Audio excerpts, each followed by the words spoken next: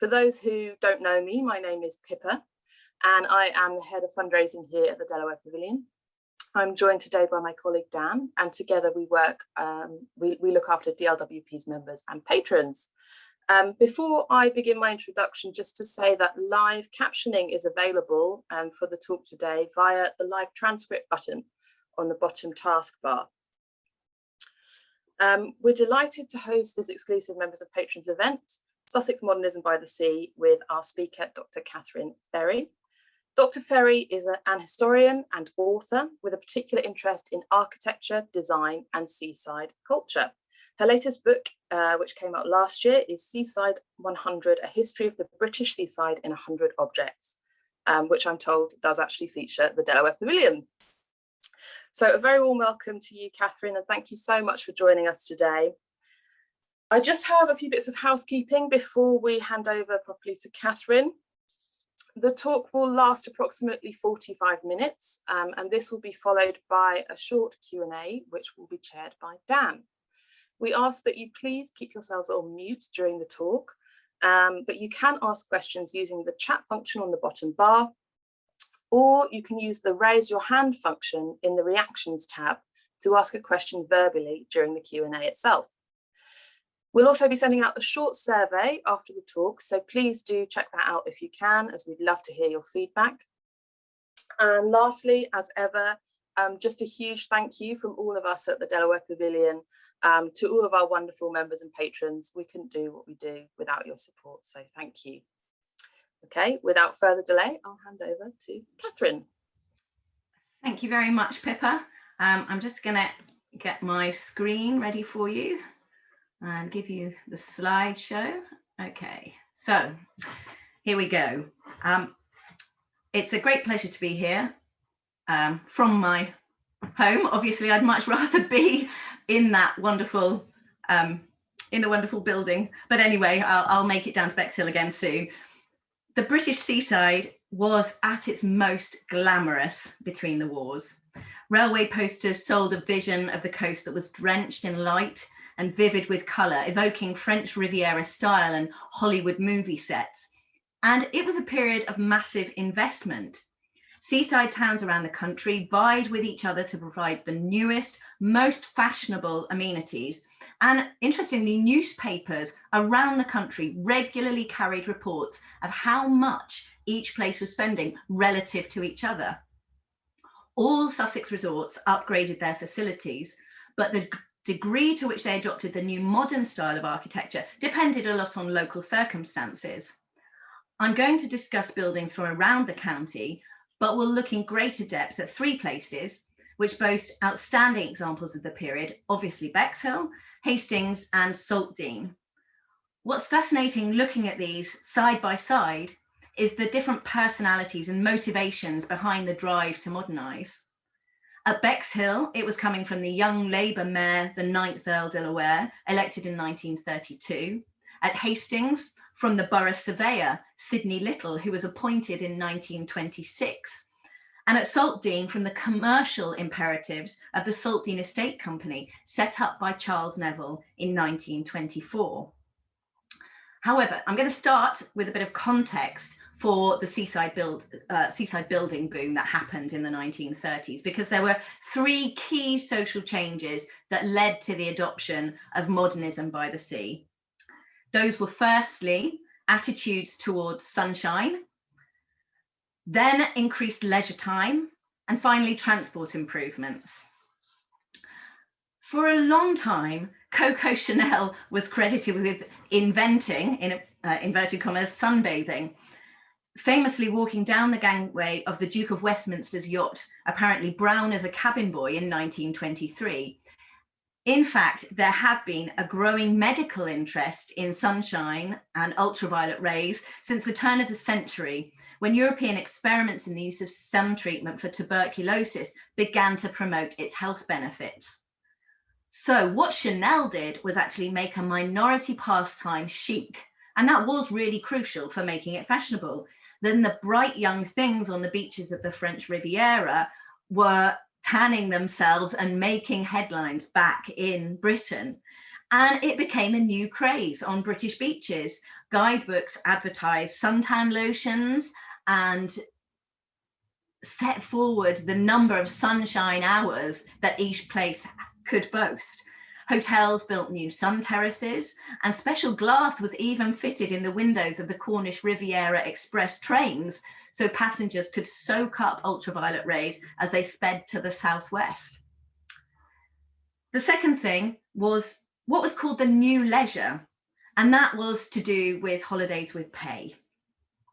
New types of leisure associated with the fashion for sunbathing included mass physical training in the open air, hiking, camping, cycling, and this was also the era when the Youth Hosteling Association was founded. So very much about being in the great outdoors, getting health benefits. By 1937, an estimated 15 million Britons were able to make a stay away from home for a week or more. That was a coincidence, really, of rising living standards for the middle classes and the fact that paid holidays were becoming increasingly common. Obviously, in the late 1920s and early 30s, you had the Depression era, but that didn't affect all classes the same. There was a lot of income generation in new industries, and the middle class people, teachers, clerks, etc., the professionals were able actually to enjoy a rising standard of living, and that had an impact on holidays. For the majority of the lowest paid manual workers, it was still a dream to have a stay away holiday. In fact, bank holidays and the kind of summer factory shutdowns that occurred in industry could actually cause a kind of terrible feeling of dread among these people, because it actually meant losing earnings, even on bank holidays. If you missed that Monday, you might not be able to pay your rent for the rest of the week. So it could actually be quite a time of foreboding instead of looking forward to holidays. In 1938, the Holidays with Pay Act recognised a worker's right to annual paid leave for the first time. It didn't actually enforce holidays with pay on employers. It really encouraged them to do it with this kind of sense that take-up would be gradual over time. And even those that got it didn't immediately have the wherewithal to spend a week in Brighton or Bognor, but change was coming. And for the tourism industry, it was absolutely clear that millions of people would soon be able to benefit from mass tourism. Before the war, mass tourism really more applied to the middle and upper working classes, and usually without children, because it was a great expense on top of the cost of home to actually then pay for the children additionally. Although we have got some children in this, they're probably staying in rather a high class hotel in this picture, I think in the Sun Lounge. The final crucial piece of the puzzle in the 30s was improvement in transport infrastructure, because that allowed people with more free time to reach the sunspots of the southern coast faster and in a greater variety of ways. Previously, holiday destinations had been determined by rail and steamer routes. So wherever you were from inland, there was likely to be a rail link that took you to the coast, and you very often would take that route and not necessarily try any others. So, South London went to Brighton, but East London, they went to Southend. So, you had these kind of areas that were linked by rail. In July 1932, the first stage of the Southern Railway electrification opened, which would include the lines between London and Brighton and Worthing. You can see on the map there on the left. It was the first such scheme in the country, and its ultimate goal was to speed up access from the metropolis to the Sussex coast. And here on the right, you've got Hints for Holidays, which was one of the travel holiday guides produced by the Southern Railway, and each railway company had its own one of these. A really strikingly modern cover here, and the idea was that they were promoting the lines by promoting the destinations and attractions and accommodation that you could find there. And there was a growing importance of advertising in this period. And of course, when your resort town is in this book alongside every other one, you know, the competition is increasing, obviously, because people will be receiving one of these at home and flicking through, and your resort has got to stand out, has got to lure these people. After the First World War, summer trains were still at full capacity, but there were other options as well. So here you can see some charabancs on the seafront at Brighton by the Palace Pier. The first charabanc arrived from Paris back in 1904, but they took a bit of a while to catch on. In 1920 to 22, there was a veritable charabanc boom. It was described as such in the press. And it was at that point that they ceased merely to provide kind of scenic drives from holiday resorts and actually became a key part of excursion infrastructure, taking inland residents to the coast in vast numbers. So like coach trips that we're used to now. In 1936, the Architectural Review published a series of articles under the heading Leisure at the Seaside, and they were examining recent developments, proposing ways forward. In his piece on The Visitor, H.B. Brennan noted how, of the 40 million people then living in Britain, I quote, a large proportion is engaged in occupations allowing weekend freedom and an annual holiday, living never more than 80 miles from the long coastline of a proper island. The motor coach has brought even the agricultural population into the picture. Before the war, many villagers in central England had never seen the sea. Today, members of a women's institute in a Cotswold village, for example, will visit Aberystwyth one year and Bournemouth the next, as unconcernedly as 30 years ago they would have gone picnicking. So it's a real transformation. The point about the agricultural communities is that railway lines very rarely reached into these places. So that's why the charabanc was actually opening up a vast new market of holidaymakers. And if you see here, this is Victoria Coach Station, which is obviously, it's still there, but I mean, it's so kind of crammed in by buildings that you don't really notice it in the way that obviously when it was first built, you would have done. But I'm putting this in because you can see on the facade here, London Coastal Coaches Limited.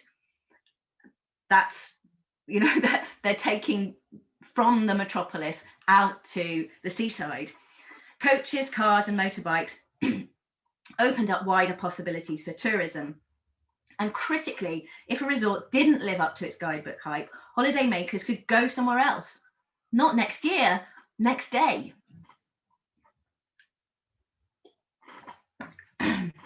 Now, this was especially true of the increasing number of motorists, and the rise of cars on our roads was exponential. In 1914, there were 140,000 vehicles on the roads, that's all vehicles. By 1930, that number had increased to 1.5 million. By 1939, it had doubled to 3 million, and 2 million of those were private cars. It caused actually massive headaches for seaside resorts because they were simply not prepared for this. The rise was so rapid, and there were traffic jams getting to the coast, roads were poor, and then when people got there simply wasn't any parking spaces for them. So seafronts were absolutely crammed full of these motor vehicles in a new and unprecedented way. In June 1936, Mr. Hore-Belisha, Minister of Transport, visited Hastings to open a new promenade and underground car parks. In his speech, he stated that every single day since I became Minister of Transport, there has been a net addition of 500 cars to the roads. So, you know, that's a really kind of rather mind-boggling thought from such a small starting point. The solution at Hastings was the brainchild of Sidney Little, the borough surveyor. Before his appointment in 1926, Hastings had actually been in a pretty bad way. Basic things like drinking water supplies and mains drainage were both in need of rapid modernisation, and visitor numbers had been falling since the turn of the century. It just become very unfashionable, and there was a lack of investment. When Mr. Little walked around the town in preparation for his interview, he noted the many derelict and vacant properties along the seafront and imagined the effect that this would have upon visitors coming to stay. It seems he shared these thoughts with his interview panel, rather bravely, apparently telling them that their town needed to be dragged into the 20th century, and receiving assurances from them that the council was prepared to spend money to rectify its problems and move beyond them. And I think that's the crucial thing, isn't it? That actually they recognised the problem and wanted to actually spend in order to improve things. And it meant Little had a great potential to see his ideas through. On the seafront, this meant extending the promenade to widen the road, thereby creating a gap between the old and new sea defences, which Little filled with the first underground car park to be built under civic auspices anywhere in the world. So there's a claim to fame for Hastings' first civic underground car park. I rather like that fact. It opened in 1931 and was followed by 2 more, so that by 1936, there was room for 1,200 cars out of sight. And this is the underground car park at Carlisle Parade. And for me, this is actually kind of a mini masterpiece of 1930s design, because looking down its length, a sequence of shallow, squared off arches converge in the distance, and they give a kind of cinematic quality that really chimes with the era. You think this is the era of mass cinema attendance. I think there was something like, by 1939, 9 million tickets sold to cinemas every week. So it was such a big part of people's lives at that point. And just that view down the car park, it's something relatively sort of seemingly ephemeral, but it's very important, and it's been given this sort of aesthetic and modern edge. As visitors' numbers grew, so did their expectations. In May 1938, a report in the Western Mail and South Wales News stated, "Today, holidaymakers ask very much more from a seaside town than fine scenery, bracing air and clean beaches. It is too much to hope that any holiday months will be rainless, and therefore visitors ask for entertainment during the hours when they have to remain under cover, and in the evening when they are pleasantly tired after the day's exertions, but are not ready for bed. Winter gardens, pavilions, concert halls, and casinos, without, of course, the gambling, are considered as necessary in the modern holiday town as bathing boxes, that is to say beach huts, and a promenade, and huge sums of money have been spent on them. In what it called the close season, so that's effectively from the autumn, September time through until Whitsun, resorts were getting ready with new attractions to tempt the summer visitor. And this report concluded that altogether some £2 million was being spent annually by resorts around the coast. So Hastings, to stay there for a moment, got the White Rock Pavilion in 1927. Now, I am not claiming, obviously, that this is an example of modernism by the sea, but I think it's quite instructive to look at what was being put up in the late 1920s. This was designed actually in 1924 by Hugh Morgan and Charles Cowles-Voysey. So this was the son of the arts and crafts designer CFA Voysey. It was described on opening as an excellent example of modern construction. The retaining walls were built in reinforced concrete with a main structure of steel and brick walls. The outside was white cement and stuccoed, with floors and staircases constructed from fireproof concrete. The East Sussex Pevensey describes it as in the Spanish mission style of America.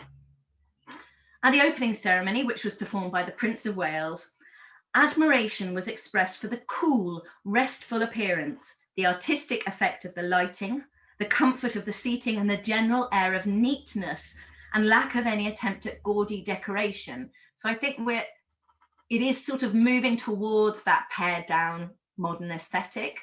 And I think those comments kind of reflect that desire not to have that overt decoration and ornament that preceded it. The Art Nouveau, the Victorian, this is a breakaway from that, and yet how very different from what came afterwards.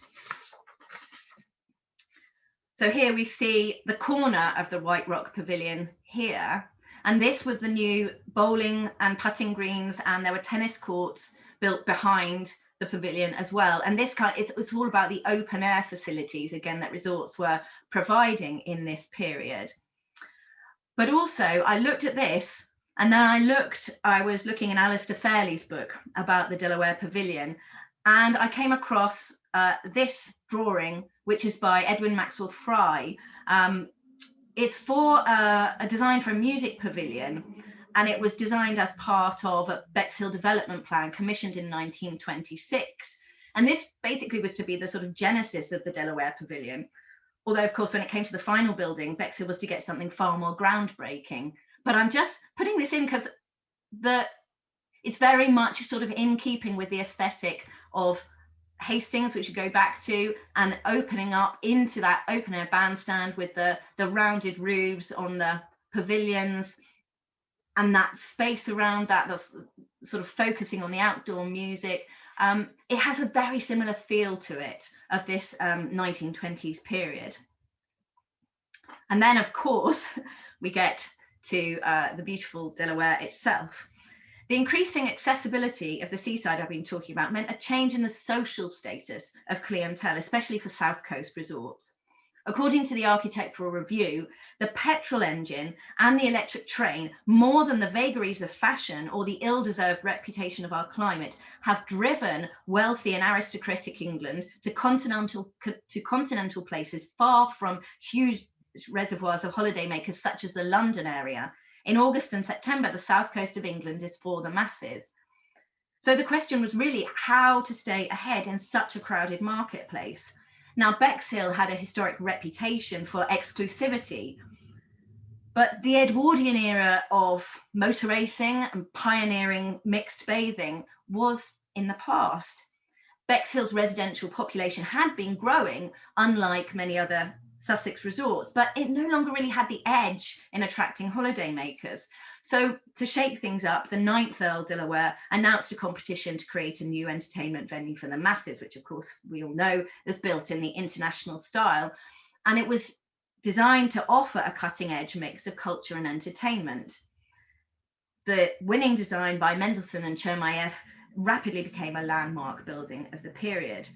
And when Lord Delaware laid the foundation stone in May 1935, he proclaimed it as a new venture to enhance the prosperity of the town.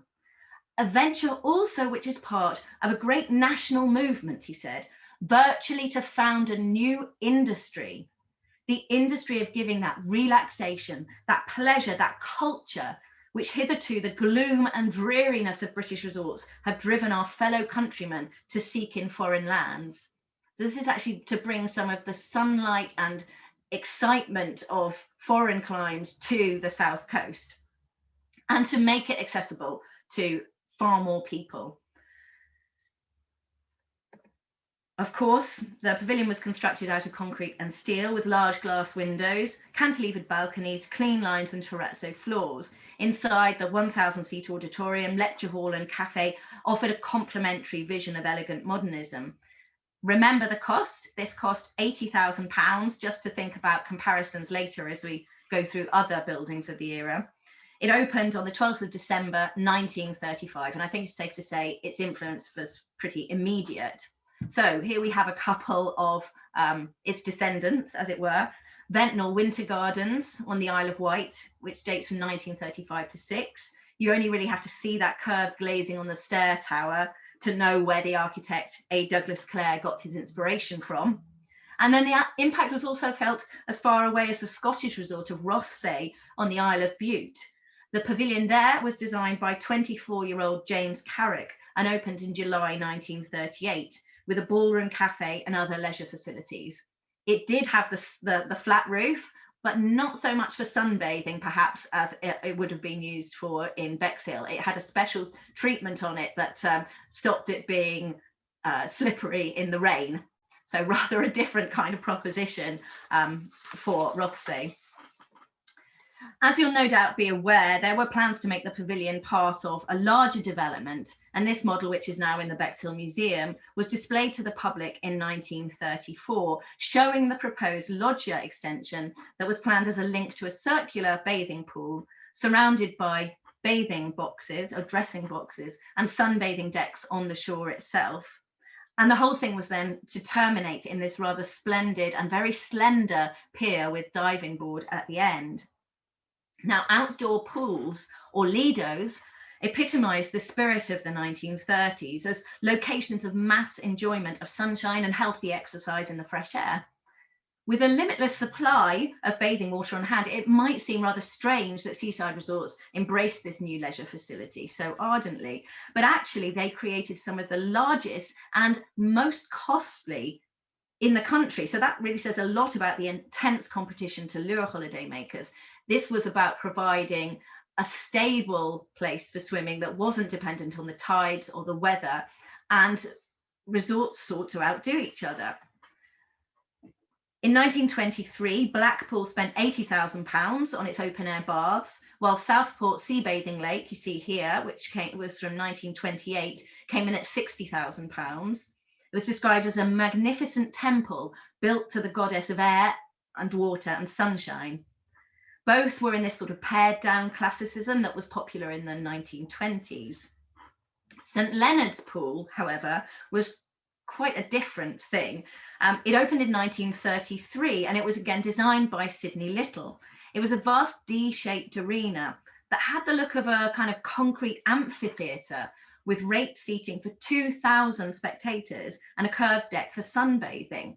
It was uncompromisingly modern, the perfect place to show off your new streamlined bathing costume.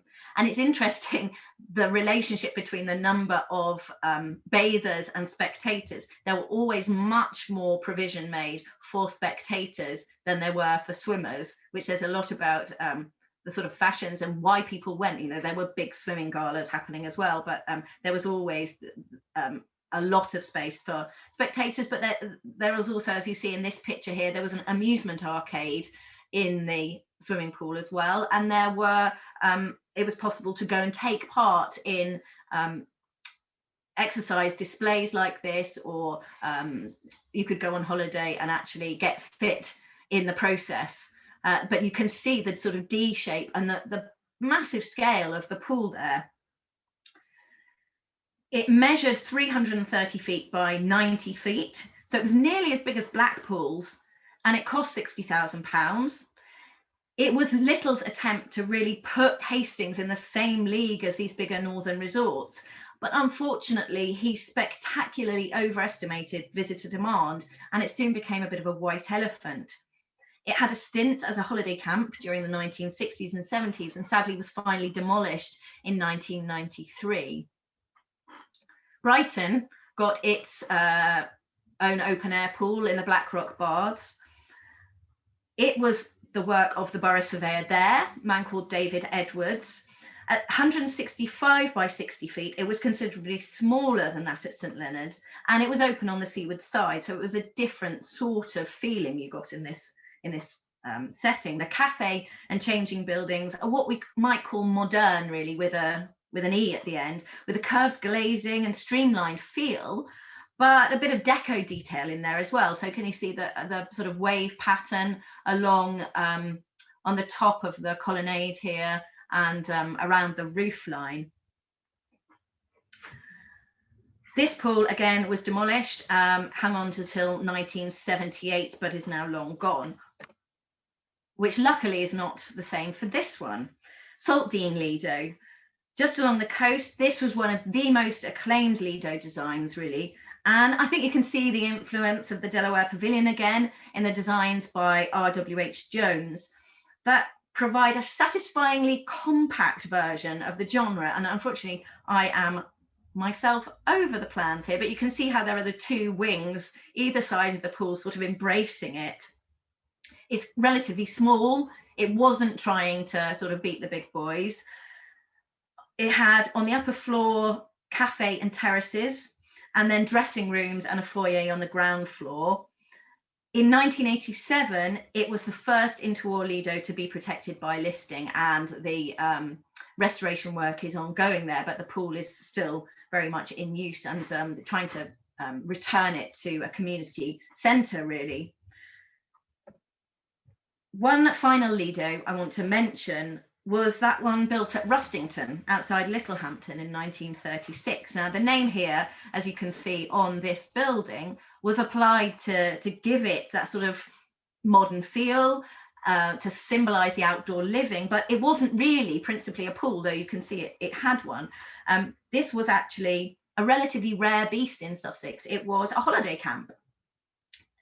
holiday camps were the latest form of seaside accommodation that rose to prominence in the 1930s, and it was even dubbed as a new social phenomenon because of the challenge it presented to the traditional reign of the seaside landlady.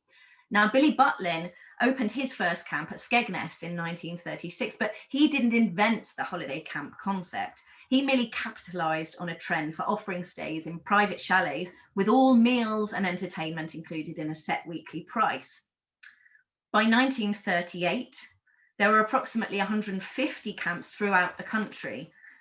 They were concentrated in particular spots, really. So there were a lot around the Norfolk and Suffolk border, and then particularly along the North Wales coast as well. For some reason, Sussex had surprisingly few, but perhaps that's because it had a lot of established resorts already. I don't know who the architect was for this Rustington Lido, but its modernistic style and site planning mark it out as different to the rows of terraced boarding houses that holidaymakers were used to. It must have felt very different coming to a place like this. You have that sort of rather Art Deco stepped facade here, and these curved side areas, and actually the fact that the chalets are two-tier here. So they've got sort of verandas on the bottom and balconies on the top. That was relatively unusual. Chalets tended to just be sort of single story. The benefit, of course, of a holiday camp was the creation of a resort in miniature. You didn't need to work around or relate to existing buildings.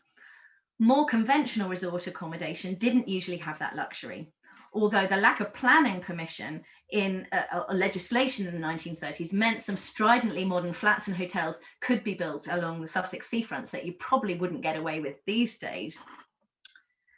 When the Architectural Review published its Seaside Special in 1936, it proclaimed the Delaware Pavilion as the most notable English example of modern seaside architecture.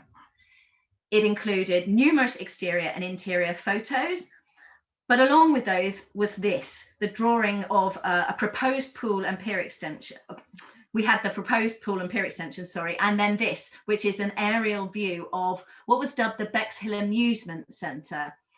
This was a plan to place the pavilion at the centre of a much larger comprehensive redevelopment of the seafront. To the east here was to be a cinema, which was going to share its parking with the pavilion itself. And then there would be shops along the road front. Then this side was going to be a large hotel and furnished flat block with more shops to the road underneath. And on the lower level, there was to be a bar and kiosks with a restaurant at the first floor overlooking the beach. So this was where the architects were hoping they could take their plan, you know, in an ideal world, I suppose. Of course, the provision of attractive places to stay was crucial for any resort wishing to attract visitors and keep them. So that's where I want to look next. 2 years before the Delaware Pavilion opened, the London, Midland and Scottish Railway invested in a new hotel to attract wealthy visitors to Morecambe in Lancashire. And you're probably familiar with this one, the Midland Hotel, as one of the best known international style hotels of the era, of course. It was designed to replace two existing LMS hotels and was designed by Oliver Hill. His response to the curve of the promenade was a streamlined building 3 stories high, with its central circular tower containing the entrance and an elegant spiral staircase, above which is the ceiling medallion of Neptune and Triton by sculptor Erich, which you can see here. And it's just a beautiful composition when you stand at the bottom of the staircase and look up. In Sussex, the most significant hotel of the period was this one, the 426-bedroom Ocean Hotel at Saltdean by R.W.H. Jones, which opened the same year as his nearby Lido. Now, this hotel was built on a virgin site on the edge of the Downs, making it a rather different proposition to that proposed for Bexhill. There were no ratepayers to appease, and the architectural imperative was coming from the need to be fashionable enough to draw holidaymakers away from Brighton. The developer behind Saltdean was a man called Charles Neville, whose grand plan to develop the entire coastline between Rottingdean and Newhaven was something that he began buying land for in 1914. He started with the creation of Peacehaven, but the unscrupulous tactics he used there to promote his speculation, essentially he launched a competition to name the new settlement. And in the competition, he awarded thousands of runners-up with the deeds to a building plot. But they could only get this by paying quite a hefty conveyancing fee, which made him very, very wealthy. On top of that, there was an entire lack of facilities at Peacehaven. There were no roads or basic sanitation. So it really made Peacehaven a kind of byword for the unfettered sprawl of urban development that the newly formed Council for the Protection of Rural England was set up to fight. Its frontier character of haphazard plot lands also contributed to the growing demand for a planning system that could actually impose some kind of order and minimum standards. So in a way, it was very important in taking planning development forward, but it was seen as a real blot on the landscape. So by the time Neville set up the Saltdean Estate Company in 1924, he'd really learnt his lesson. And with the aim of attracting a better class of resident, he'd laid out roads around a central park, taking his cue from the contours of the steep-sided valley. Now, this is an advertisement that he put in local newspapers in 1931. And his vision for Saltdean necessarily changed over time, because here you can see he's proposing to have this vast country club at the centre of the estate. And this was in the press report said to be Spanish colonial style. So going back again to that kind of aesthetic that we saw at Hastings in the late 1920s, obviously very popular around the seaside at that point. The buildings that were actually built later in the decade and after the Delaware Pavilion are conspicuously modernistic, so very, very different from this kind of look. This is an artist's impression of the rear of the Ocean Hotel at Saltdean, and the promoters spent £200,000 on this. It could house 600 guests on special terms, fully inclusive, at 3.5 guineas with cheaper rates for long stay residents. It was set in 4 acres and had a sweeping facade which housed public spaces and some of the bedrooms, with the rest in 6 detached blocks either side of an open air swimming pool. So here are the blocks, and the idea of this was really that it could make it a year-round hotel, because these could basically be mothballed in the winter time, and then they could just be opened up again in the summer when demand was there. All the rooms had central heating plus hot and cold water, which were, luxurious benefits to have in this period.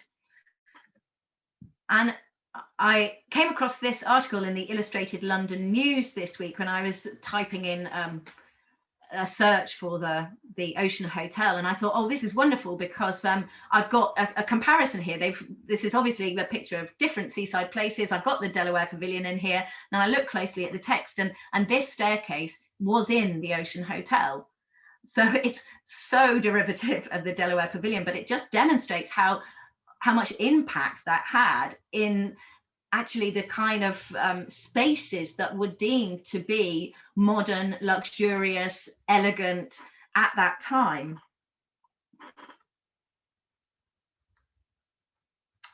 The Ocean Hotel, sort of part of it survives. In the 1950s, it was turned into a Butlins, and actually that's what saved it. It's now the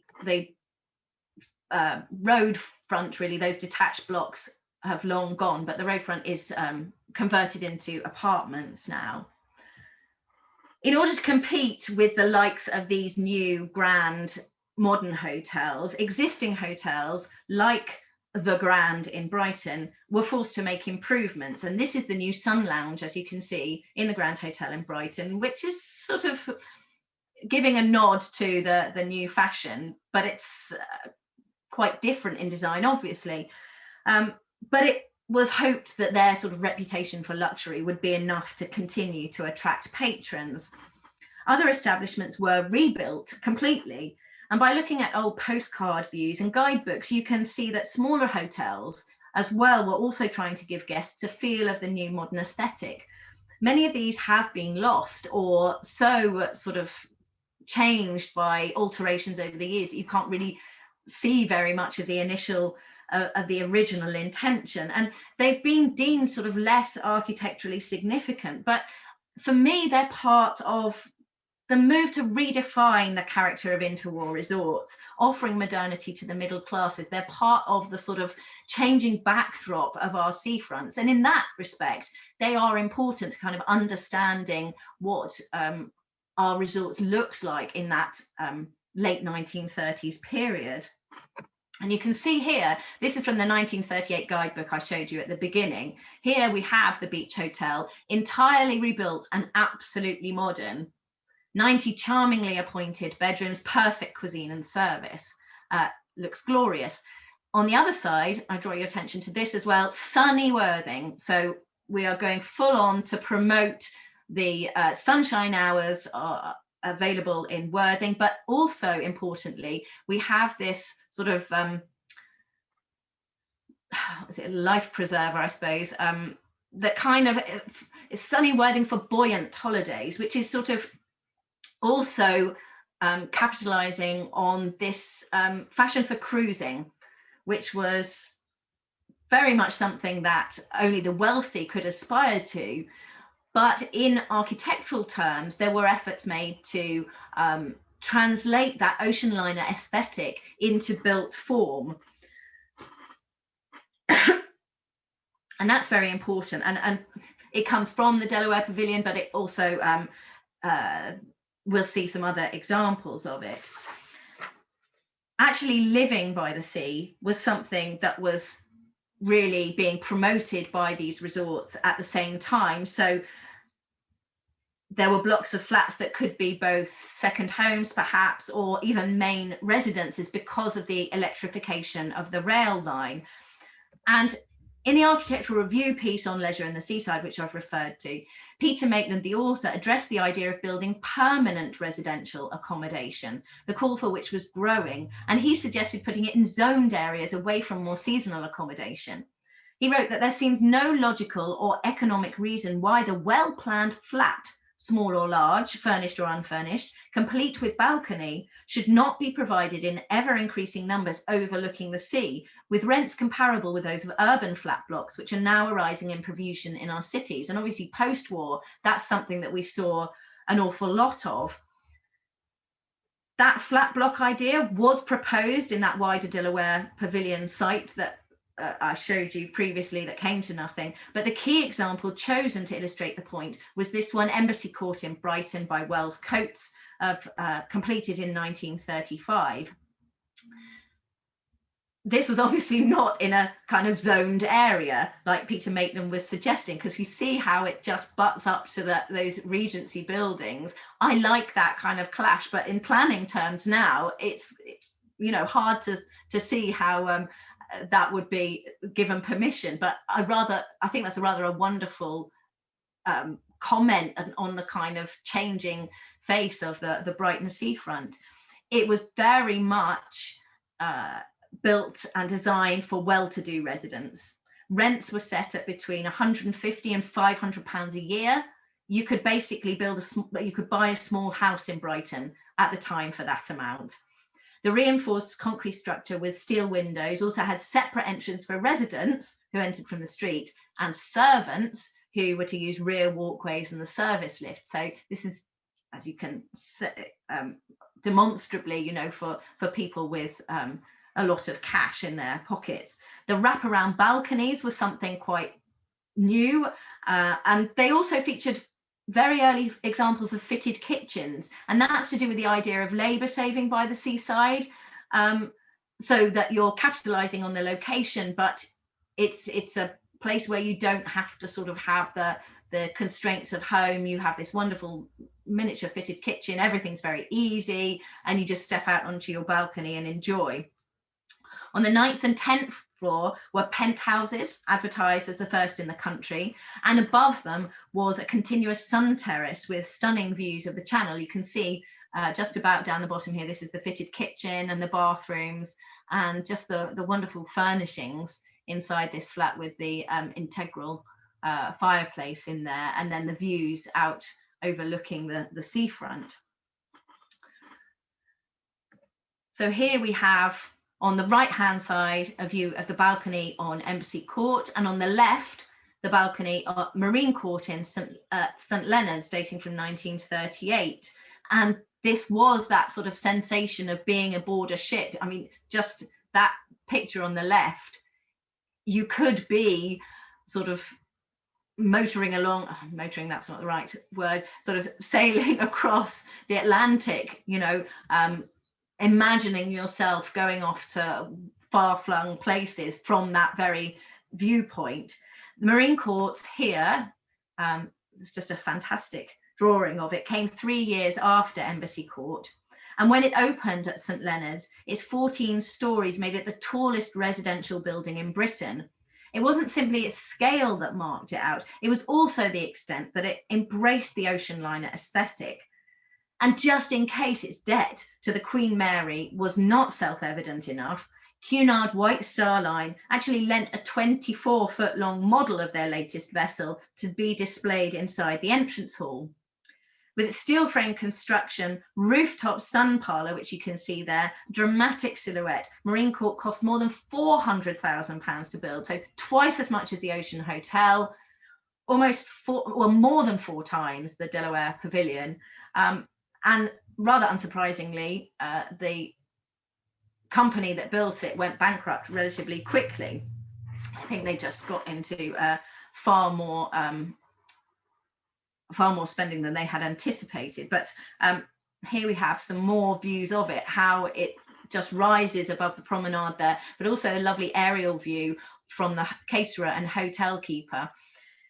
It had more than 100 flats, 2 restaurants, which could seat up to 1,000 people, and a shopping parade on the ground floor. So the idea was to combine the amenities of modern flats with the luxury of hotel service, as it says on the left-hand side. So you have the restaurants if you're not feeling like rustling something up in your own flat. Also notably, it had a subway direct to the beach and air conditioning in all its public rooms. However, for those who didn't want to live in a flat, there were other ways to live by the sea in modern style. And here we go over to Saltdean again. Herbert Julian wrote in a promotional leaflet for the Saltdean Estate Company in 1959 that, "I suppose there is not another place like it in the United Kingdom.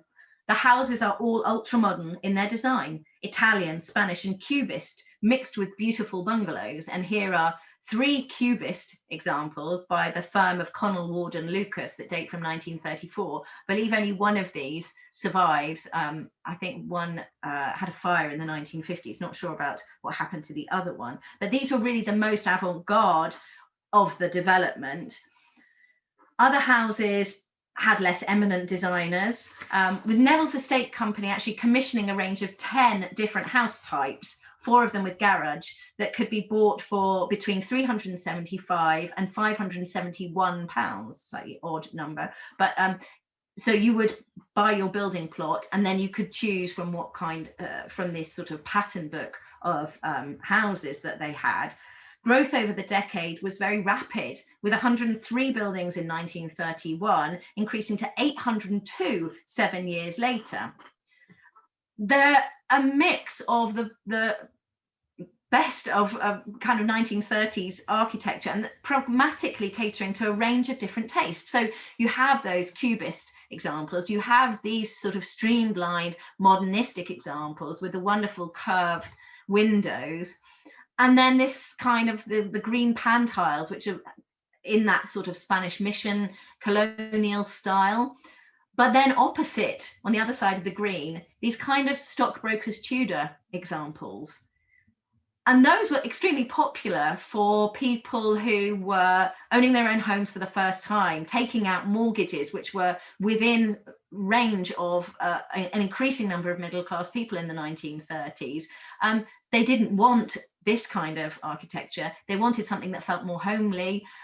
So in Saltdean, all of these things come together, and it's a little microcosm of the period in that way. And I was looking at the Pevsner to see what it said about these, and it really doesn't talk about them very much at all. It considers them almost below comment. And there is that sort of snobbery about these places, which I feel is a bit unfortunate if you're actually trying to understand how people wanted to live and the kind of homes they wanted to inhabit in that period. And particularly the kind of seaside environment and location of these. People were aspiring to a sort of dream home by the coast and had different visions of what that meant. And you can see that very clearly in Saltdean. For the less affluent but still design conscious weekenders, an option was one of these. They were type Q bungalows at beachlands in Pevensey Bay, colloquially known as Oyster bungalows. They had a semicircular living room. So sad about the replacement UPVC windows in these, but this is what they would originally have looked like. And you can see there the semicircular living room, which measured 18 by 12 feet. It was originally fitted with bunk beds to maximize space. And you can see how there's not very much depth to these things at all. So they really are just for weekending. You've got, can't even read what's on these things, actually. I think that says bedroom. But they're really, bathroom, they're really quite small, but it's very important the way that they're dressed here. So you've got this PEL tubular steel seating here, which is sort of defines the modern period. And of course, you've got this curved facade, which again is going back to right back to the Delaware Pavilion, isn't it? These kinds of buildings are quite easy to overlook, really, but they're just as much a part of the changing seaside scenery and an extension of leisure habits. The same can be said of promenade improvements, and that's where I'm going to end my talk. So here we've got Brighton Promenade, which was improved with this sort of classical, these classical walkways in the 1930s. The promenade was, of course, and continues to be, a crucial outdoor space, and it mediates between the beach and the architecture of the commercial seafront. It's therefore as subject to fashion as everywhere else, and the best way to update it between the wars was to create a double-decker walkway, because not only did this double your capacity for visitors along the promenade, it also created a sheltered space for use in inclement weather. This one at Brighton is really essentially classical, and other places like Llandudno and Blackpool followed a similar route with a little bit of Art Deco detailing. It was at Hastings, though, that the concrete king, as he became known, Sidney Little, chose something more radically modern in style. I love this picture, and you can just get a sense of the movement through this space, but you can sit and watch the world go by on your deck chair, look out to sea, but then there's these couples promenading up and down, walking the dog. This dates from 1931, and it runs all the way from Hastings to St Leonards. It's 1,500 foot long on the lower section of the promenade, and it's particularly special because of 3 semicircular bastions, one of which you can see here. And they actually had sliding glass so that you could pull this glass round depending on where the wind was coming from to provide the best shelter. Also, I'm sure you probably know of Bottle Alley, which is the name given to the lower level of the promenade because of its decoration with concrete panels inset with pieces of broken glass. I think Little went to the local rubbish dumps and actually just got all this glass and set it into the concrete, and you can still see the names on some of the bottles that were used, and that sort of curved profile of the bottles as they're inset into the concrete, and the brown here you see, and the green and the different colors that's going on. It's quite innovative, and I don't think there's really anything like it anywhere else. In all, the borough spent nearly £3 million upgrading its seafront facilities, and these included some of the loveliest shelters in the country. They may be only small structures, but they're important again for that overall sense of improvement around the coast.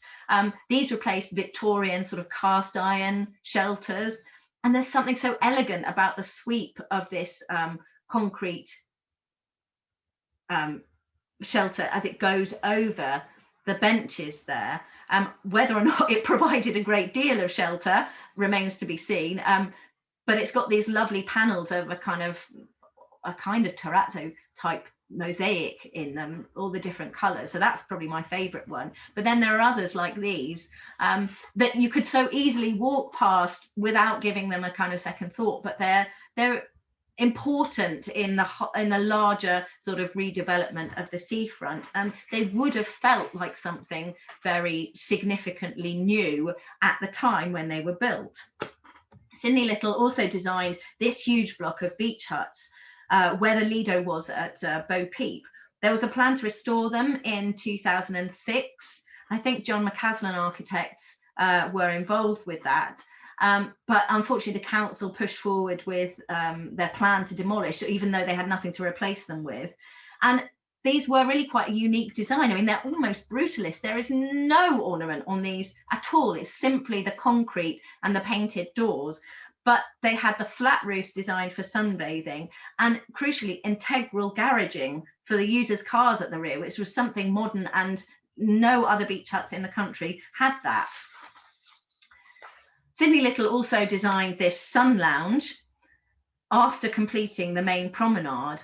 So he went back, and this is actually across the road on the lower promenade where Marine Court is. So he was obviously trying to exploit the interest in that development, which was a private development, and then this council provision of the Sun Lounge here, which was a new entertainment venue. It was 200 foot long by 20 foot wide, and again this projecting bastion was 60 feet in diameter, mirroring those that he'd already built along the double-decker sections of the promenade. As an entertainment venue, you know, it was so different from the White Rock Pavilion that we saw at the beginning. And if you just look to the left of the picture, that's the Victorian Moorish Pier Pavilion at St Leonards, and it's just a world away from that. And the thing that is the change between all these things is obviously you see the point of the Delaware Pavilion coming in, and then everything changes beyond that.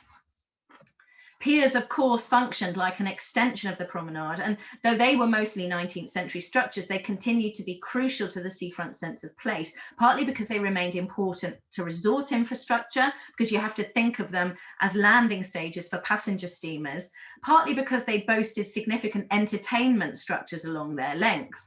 Some were modernised between the wars, and some got a kind of Art Deco makeover with their pavilions, places like Skegness, Hastings and Clacton, but Worthing got this rather good update to its southern pavilion, Concert Hall, out of necessity, because the old one was destroyed in 1933 by fire. So this one that's recently been restored opened in 1935, and again it's the work of the borough surveyor here, C.H. Wallis. The amusement centre here dates from 1937 with the windscreen along, and it's sort of all in a very similar style and very satisfying. And if you then look at the Worthing Yacht Amateur Rowing Club here, which was built in 1936 by the same man, C.H. Wallis, I think you have to acknowledge that these borough surveyors were building some quite good things around the coast, and that they deserve a bit more scholarship and a bit more acclaim than they've really ever got before, because they were important in updating, modernising these our key resorts in Sussex and elsewhere. When you go back, you know, from that building, from the Worthing building, and then you look at, you know, going back to the Delaware Pavilion there, you see how clearly it influenced the look of so many 1913s buildings. And I'm kind of sounding like a bit of a cracked record here, but this is a page from the 1937 book Seaside Houses and Bungalows, edited by Ella Carter. In the introduction, she notes how communal centres of recreation had elapsed from favour, but are once again back in fashion. She says splendid new examples are the Pavilion at Bexhill, the Pleasure Beach at Blackpool, and the Pier at Colwyn Bay. It still remains, she thought, to work out a kind of dwelling house as good in its way and as an element in a modern holiday place as these community centres are in theirs. Now, you might not have expected that sort of trio of examples of Bexhill, Blackpool, and Colwyn Bay that's perhaps another lecture, since that takes me way beyond the Sussex remit. But to sum up the situation at Sussex resorts, there were some places where modern design in more or less pure forms made a big impact on the look of the seafront. There were other places where it might just be one or two key buildings that gave a hint of more modern attitudes and tastes. But right along the Sussex coast, there are interesting and sometimes surprising buildings that talk to us about the leisure priorities of our parents and grandparents between the wars. Thank you very much. Fantastic. Thank you so much, Kathryn. That was absolutely fantastic. It was really enlightening and just so much information that even once you think you know a lot about an area, you suddenly realise there's so much that you never realised. For example, the sliding glass in Bottle Alley was completely new to me. We've had a few questions submitted, which we'll go through quickly, as and where it is just after 6. So Rebecca's asked, do you think that planning bodies were more visionary and imaginative back in the 30s and the 20s than they are today? The planning bodies? Yeah. Well, the thing was that there weren't any planning bodies. So, I mean, you didn't have to have planning permission for any of these things because the legislation didn't exist. So it was a question of going through the sort of borough, through the local council departments and getting the money for these things. And I suppose what the Delaware Pavilion demonstrates, I mean, I think they had to go to a public inquiry. They certainly did for the Hastings White Rock, you know, to actually get the money to fund these things. You had to deal with all the ratepayers. So there were these kind of informal planning bodies because people would object. Even though there was no sort of formal system for doing that, you didn't apply and there was no sort of legal rules that you had to meet, but nevertheless, you had to jump through a lot of hurdles. So I guess whether they're more visionary, I don't know. It's an interesting question because a lot of things got through that perhaps you wouldn't have wanted to, but I suppose looking back on it, it does feel that way. And perhaps modern planning legislation is too restrictive. You know, would Embassy Court have been built like that? And if it couldn't have been, what a loss that would have been. Would the Delaware Pavilion have got through? Would it have been too avant-garde? You know, what a shame if that had been the case. So yeah, maybe they were able to get things through that we couldn't now. Another question about one of the leisure activities from Anna, who's asked, what were the early 30s casinos for if not gambling? Okay. Just think lack of gambling. Yes, yeah, that was a very clear comment in that architectural review piece. Of course, the Brits don't do gambling. You know, I'm sure that's not necessarily true, but the idea of the casino was just another name for an entertainment venue, and it wasn't terribly widely used as a name, but there was one, a quite significant one, built at Blackpool Pleasure Beach by Joseph Emberton, who sort of redeveloped the Pleasure Beach. Absolutely incredible, wonderful buildings there. And the casino he built was designed to look like an ocean liner, so it has a funnel on it. And it's one of the best buildings of its type, really, but it was just an entertainment venue. And the casino name came from foreign resorts, particularly Belgian and French resorts, Le Casino, you know, and it was just a kind of air of that continental luxury that they were playing with, I suppose. Okay, and then a question from Nick, who's asked, did you visit the Art Deco by the Sea exhibition at the University of East Anglia's Sainsbury Centre last year, and were you involved? If not, they should have asked you to contribute. Well, funny you should say that. So I was due to give a lecture as part of their education programme the week after lockdown began. So I was involved to that extent. And because I was going to the exhibition when I went to give my lecture, I failed to go to the exhibition, but I did see there was a very good, I think it was on the BBC, they did a kind of walkthrough of some exhibitions and they did that one. And I've got the catalogue, not the same as going, but yeah, I mean, it was wonderful to see that. And I know that there's an exhibition on seaside modernism, isn't there, opening in Hastings? Yes. Hastings Contemporary. maybe tomorrow or something. It's in my diary because I'm desperate to go to that one. I'm not going to miss that. But yeah, Art Deco by the Sea. It's such a shame of the timing for that, because I'm sure there were loads of people who would have taken advantage of it if they were able. Yes. So, and then finally, just, I don't know if you can see the chat, Kathryn, but people just saying thank you so much and really enjoyed it. I'm so glad that everyone did enjoy it. We're going to wrap up there. I just want to say thank you for everyone for coming. Thank you again, Kathryn, for giving such an interesting talk. And we hope to see you all back at the Pavilion very soon now that we are reopened. Thank you very much. Thank you all. Thank you, everyone. Bye. Bye.